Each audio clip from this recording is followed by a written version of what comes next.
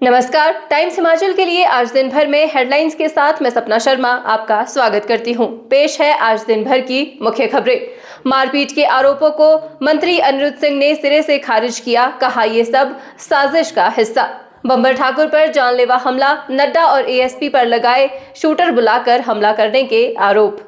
कुलदीप सिंह राठौर ने कहा आयात शुल्क कम करने से सेब बागवान होंगे बर्बाद। सोलन पुलिस ने चिट्टे का सरगना किया गिरफ्तार, 60 लाख की संपत्ति जब्त।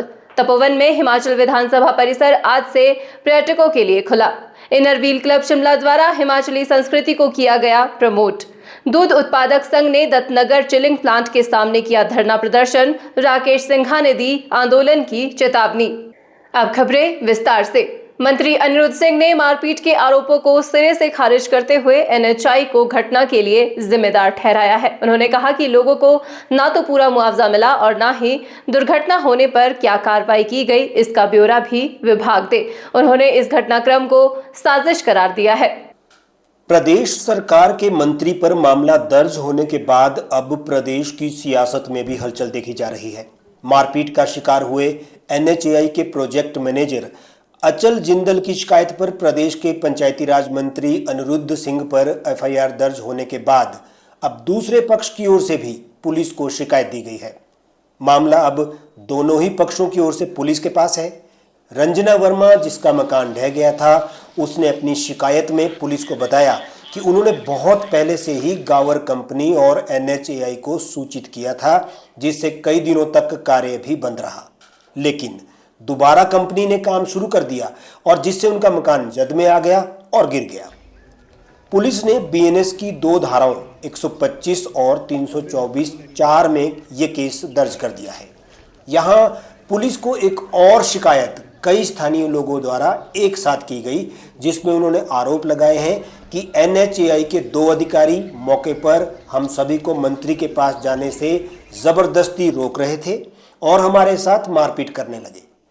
ध्यान देने वाली बात यह है कि वहां लोग सारे स्थानीय थे और 2 अधिकारियों ने उन सबको रोका भी, धक्का मुक्की भी की और बाजू भी मरोड़े।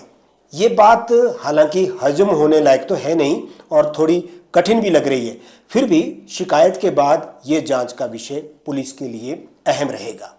यहां अब क्रॉस एफआईआर होने से केस के पेच ढीले पड़ते नजर आ रहे हैं। मामला वैसे ही केंद्र तक पहुंच गया है।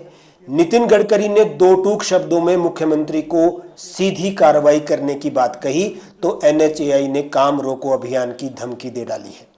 इससे काम केवल परमाणु ढली 4 लेन का बाधित होता नहीं दिख रहा, बल्कि पूरे हिमाचल में इसका प्रभाव पड़ने का डर सता रहा है। इधर बीजेपी ने मामले को तूल देते हुए साफ कह दिया है कि वे इस मुद्दे के साथ जनता में जाने वाले हैं और अनुराग ठाकुर ने तो सीधा सीधा कह दिया है कि प्रदेश में सरकार नाम की चीज है भी या नहीं। बीजेपी प्रदेश के राष्ट्रीय और राज्य राजमार्गों के लिए केंद्र से आए धन को भुना रही है और कह रही है कि हिमाचल सरकार को हजारों करोड़ का आर्थिक सहयोग सड़कों के लिए एनएचएआई कर रहा है और उनके कर्मचारियों को मंत्री धमका रहे हैं और मारपीट भी कर रहे हैं।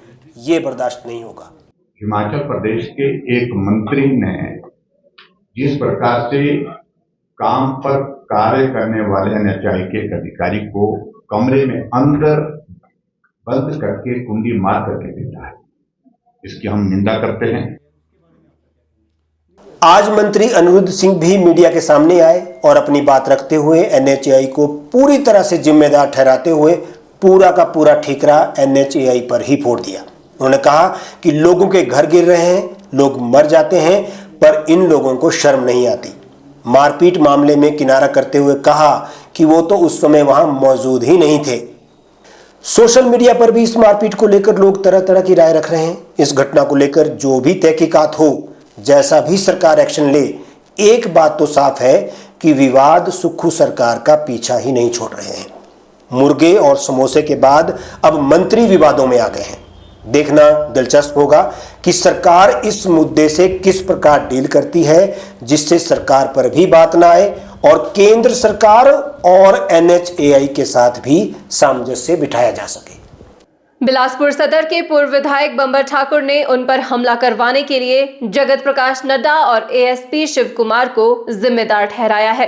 उन्होंने मुख्यमंत्री से शिकायत कर एएसपी और नड्डा के खिलाफ केस दर्ज करने की मांग की है।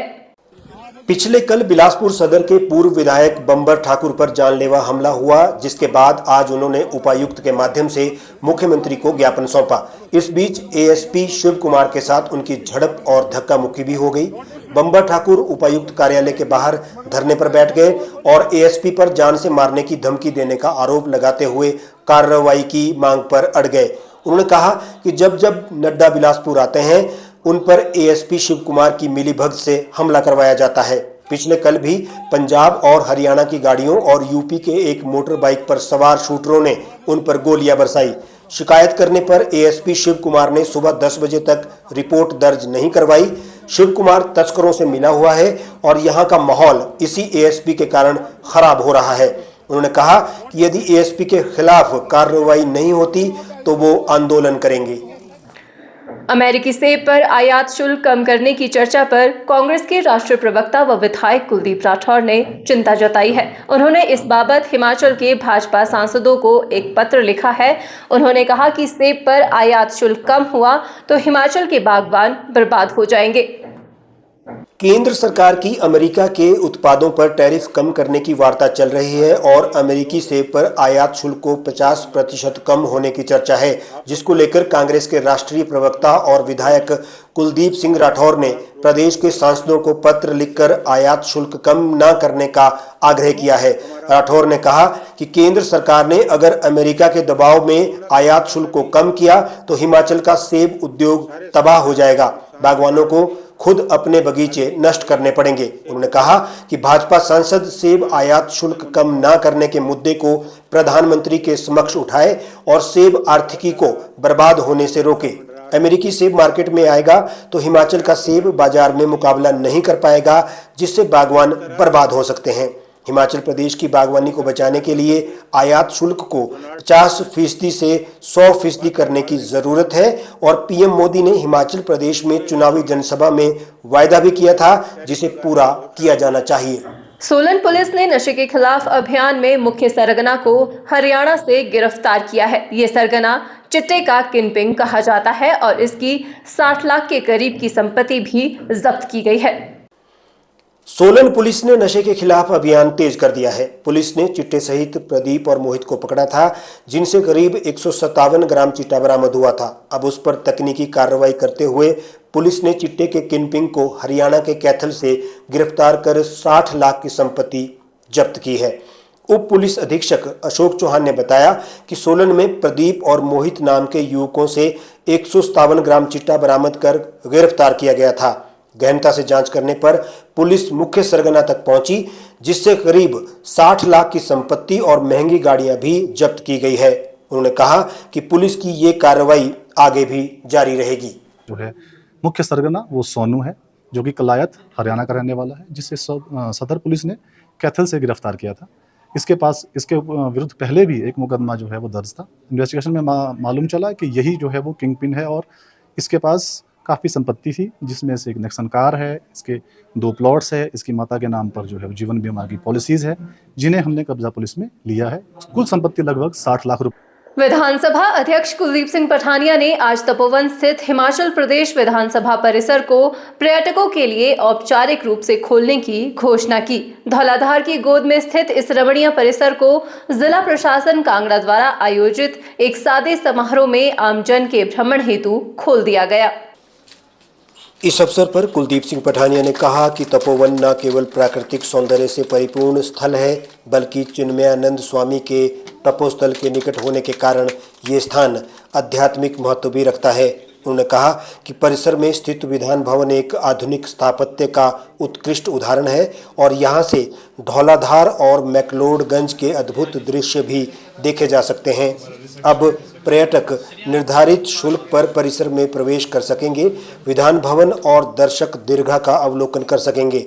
इससे प्राप्त धनराशि परिसर के रखरखाव में उपयोग की जाएगी। साथ ही आगंतुकों की सुविधा के लिए परिसर के समीप मोबाइल फूड वैन की सुविधा भी उपलब्ध रहेगी।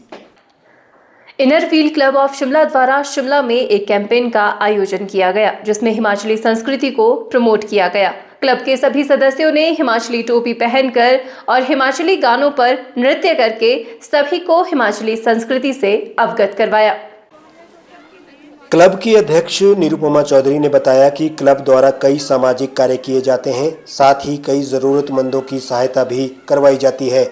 इस कैंपेन के दौरान हिमाचली संस्कृति के बारे में भी सभी को जानकारी दी और वहां से गुजरते राहगीरों और पर्यटकों ने भी इस संस्कृति को खूब पसंद किया। उन्होंने कहा कि इस कैंपेन का मुख्य उद्देश्य सभी को हिमाचली संस्कृति से अवगत करवाना है और आज inner wheel club of Shimla का नया साल शुरू हुआ, जिसमें नई अध्यक्ष चुनी गई और सभी में खूब उत्साह देखने को मिला। हिमाचल प्रदेश दूध उत्पादक संघ द्वारा शिमला, कुल्लू और मंडी जिलों के 6 ब्लॉकों के दूध उत्पादकों ने दत्तनगर मिल्क चिलिंग प्लांट के आगे धरना प्रदर्शन किया। प्रदर्शनकारियों ने आरोप लगाया है कि ना तो उन्हें दूध के उचित दाम मिल रहे हैं और ना ही पैसों का भुगतान समय पर हो रहा है। पूर्व विधायक राकेश सिंघा ने इस बाबत आंदोलन की चेतावनी दी है। शिमला जिला के रामपुर के समीप दत्तनगर स्थित मिल्क चिलिंग प्लांट में आज रामपुर, ननखड़ी, कुमारसेन और निरमंड खंड के दुग्ध उत्पादकों ने धरना प्रदर्शन किया। प्रदर्शनकारियों का आरोप था कि मिल्क फेड की अव्यवस्थाओं के कारण न तो दूध उत्पादकों को समय पर दूध का भुगतान हो रहा है और न ही उन्हें दूध के सही दाम मिल रहे हैं। इस दौरान दुग्ध उत्पादन से जुड़ी समितियों के सचिवों ने बताया कि मिल्क फेड के पास दत्तनगर में दूध लेकर आने वाली गाड़ियों को धूप में खड़े कर दिया जाता है, जिस कारण दूध खराब हो रहा है। इन सब बातों को लेकर के आज दुग्ध उत्पादकों ने माकपा नेता और पूर्व विधायक राकेश सिंघा की अगुवाई में धरना प्रदर्शन किया और कहा, अगर गरीब दुग्ध उत्पादकों को बचाना है तो व्यवस्थाओं को बदलना होगा। लेकिन इस समय बहुत कठिनाई है उसका खुलासा करने के लिए। जब तक मरीज स्वयं उसको आत्मसात नहीं करेगा, इसका इलाज संभव नहीं है। लड़ाई क्या है कि ये कितनी जल्दी मरीज इसको आत्मसात करेगा। मरीज इस समय दूध उत्पादक है, हम चाहेंगे जल्दी से जल्दी करे, नहीं तो ये हर हालत में इस प्रोजेक्ट की मृत्यु होने वाली है। आज दिन भर में टाइम्स हिमाचल के लिए बस इतना ही। सपना शर्मा को दीजिए इजाजत। देश और प्रदेश की खबरों के लिए देखते रहिए टाइम्स हिमाचल।